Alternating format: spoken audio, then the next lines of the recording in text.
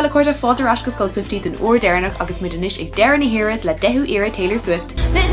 An aimime bhí ag Taylor le Midnight san scéal instant faoi trí ihe déag thar a saolar fad ina raibh si gan colla ar cúisina agsúla. Mar sin bhí sé tharbh macnamhach agus anrach. Cé gur tháinig sé amach ribh dógraigh gur Scar Taylor agus Joe Alwyn, ag fécinn siar ceapan daoine gur album Scar a bhí gceist an teimar fad. Agus tá fianaise ar fáilte na Rán You Losing Me a tháinig amach mar track breise in mí bealtaine. Tá gás stílar le buinte le sníir seo. Sin stíl na seachtaí mar actor san Ishan the Antihero, nó stíl glam le sparkles agus showda mar actor san Ishan the Bejeweled. Agus tá ar bunathe i dana dorcha ach go háirithe dúgarm. Mar an iras déanaí denan sé cíal go Greekní Taylor gach ihe le Midnights. Canan si Lavender Haze, Antihero, Midnight Rain, Vigilante Shit, Bejeweled, Mastermind agus a Creep Nula Karma. Agus ag tógad inspirad an Iron You're on Your Own kid. Bhí nína ag mála tú Bros Lady Cordis in Mascan Loch Féicne. So seans go dúg tú bhaile le Showdra agus Corda nua. Well a Corda sin deir na hiras. Gur míle mágad is éise clum agus a súlagum go bhfuil rud nu golf eilm hagwibh. Agus mas rudig raibh an tála to Katie all an ears to an bridge coon, cíig me an sunhu.